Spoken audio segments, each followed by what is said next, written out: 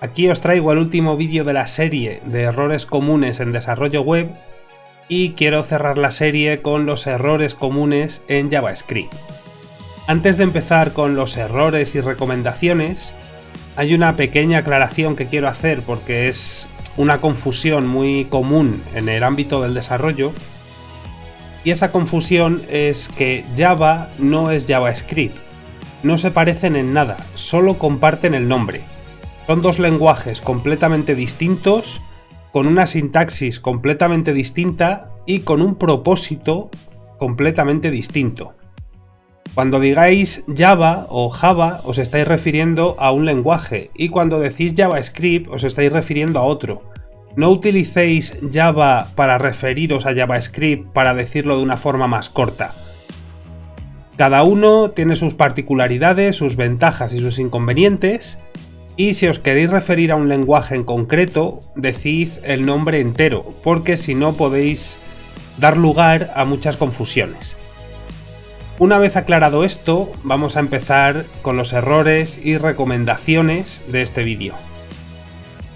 El primer error, y yo creo que el más lógico, es el hecho de no incrustar JavaScript dentro del HTML. No utilicéis los eventos dentro de etiquetas, como en este caso el onClick, y tampoco pongáis las etiquetas script para escribir código JavaScript dentro de vuestra hoja de HTML. Mantenedlo por separado. Tended a modularizar todo lo que podáis. Cuanto más separado tengáis el código y en archivos distintos, mucho mejor, tanto a la hora de entender qué está haciendo el código como a la hora de buscar un error. Lo siguiente que quiero contaros es el hecho de utilizar un linter.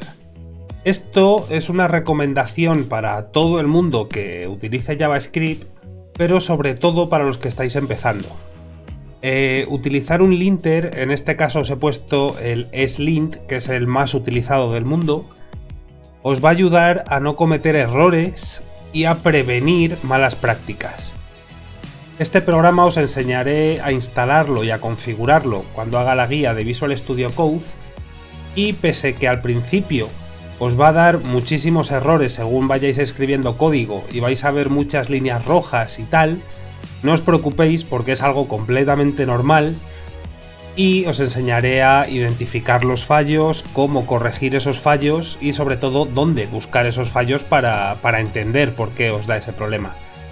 Así que la recomendación es que utilicéis slint cuando escribáis JavaScript y si no sabéis utilizarlo ya os digo que no os preocupéis, que os voy a enseñar a utilizarlo completamente en la guía de Visual Studio Code.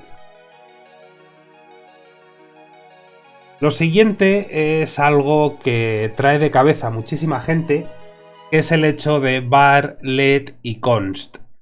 Mucha gente me ha dejado en el curso de JavaScript comentarios de var no está obsoleto, var se sigue utilizando, solo hay que saber cuándo utilizarlo y cosas así. Aquí os he puesto una captura del slint que cuando ponemos var nos aparece un fallo y pone var inesperado, utiliza let o const en su lugar. No es que yo diga que var está obsoleto y que no deberíais usarlo, sino que el corrector de errores más utilizado del mundo dice que no lo uses, que utilices let o const en su lugar. Por lo tanto, a todos aquellos que me habéis dicho que no pasa nada por usar var y que hay que seguir utilizándolo, que no hay ningún problema, pues aquí tenéis una respuesta del corrector de fallos más famoso del mundo. Aprovechando eso, también quiero contaros la diferencia o cuándo usar const y cuándo usar let. Mucha gente utiliza let mal. Esto es porque como let en nuestra cabeza es si algo va a cambiar tenemos que utilizar let y si no va a cambiar vamos a usar const, pues esto genera errores y malas prácticas. Arriba tenéis la forma errónea de utilizarlo y debajo tenéis la forma correcta. Cuando utilizamos const no pasa nada si estamos declarando un objeto o un array. El hecho de guardarlo en un const no implica que no vayamos a poder modificar el array. Implica que no vamos a poder decirle que numbers, en este caso, va a ser otro tipo de dato. Por ejemplo, si ponemos const numbers igual a un array, no vamos a poder decirle después que es un string o que es un objeto. Pero sí vamos a poder modificar ese array. Vamos a poder meter elementos, sacarlos y todo eso. Con los objetos pasa lo mismo. El hecho de que vayas a modificar el objeto no implica que lo tengas que meter en un let. Si creas un objeto, puedes modificarlo si lo has guardado en un const. Y en el caso de guardar un elemento del DOM, aquí estamos en las mismas. Mucha gente utiliza let, pero la buena práctica es utilizar const, porque ese elemento no va a cambiar en ningún momento. Puede que hagas modificaciones en ese elemento, puedes cambiar el text content, puedes meter atributos, puedes añadirle clases CSS, lo que quieras, pero como el elemento sigue siendo el mismo, se debe guardar en un const. De hecho, casi siempre hay que utilizar const. Let se usa relativamente poco comparado con el uso de const. Así que cuando tengáis dudas, utilizar const siempre, y si os da un error porque estáis intentando modificarlo, pues en ese caso os va a decir el error que os sale es que estáis intentando asignar un valor a una variable constante o algo así, me parece que pone. Así que la buena práctica es utilizar const en todos estos casos. Lo siguiente que he visto en muchísimos vídeos y es algo que en cuestiones de optimización es un error grandísimo, es modificar el DOM dentro de un bucle. Hacer modificaciones en el DOM, que para el que no lo sepa, el DOM es el modelo de objetos del documento, es decir, todas las etiquetas que tenemos, JavaScript las tiene que interpretar y construir una especie de árbol genealógico de cuál es cada etiqueta y cuál desciende de... O sea, la organización entre padres, hijos, abuelos y todo eso. El hecho de modificar el DOM dentro de un bucle es algo que consume muchísimos recursos, porque cada vez que nosotros tocamos el DOM, el navegador tiene que reconstruir todo ese árbol. En el ejemplo que tenéis arriba, estamos haciendo 4 modificaciones del DOM. Eso implica que JavaScript, bueno, el navegador, tiene que construir ese árbol 4 veces, y eso es un gasto de recursos enorme. La forma correcta de modificar el DOM es utilizar un fragment. De esta forma metemos todas las modificaciones en un fragmento y las insertamos en el DOM de una sola vez. Por eso se recomienda utilizar fragment en lugar de un bucle para hacer las modificaciones, porque en este caso el DOM solo se va a repintar o a reescribir una sola vez.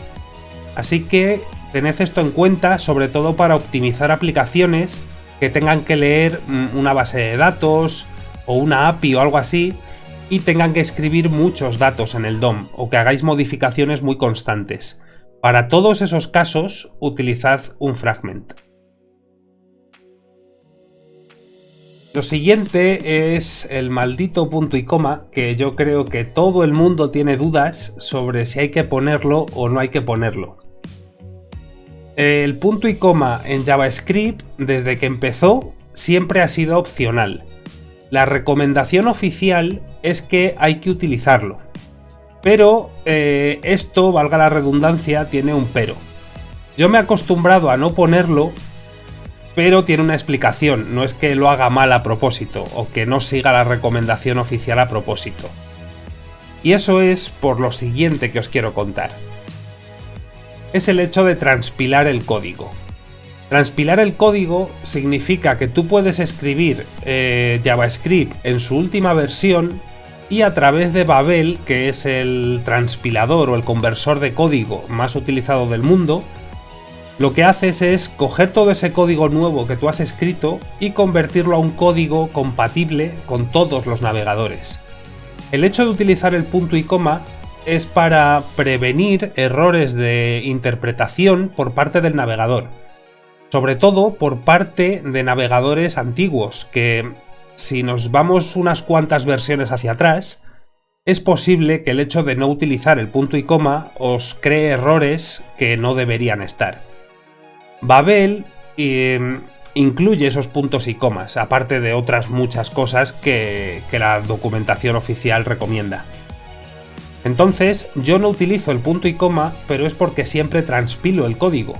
Entonces, todos esos puntos y coma que yo no pongo, ya me los pone Babel.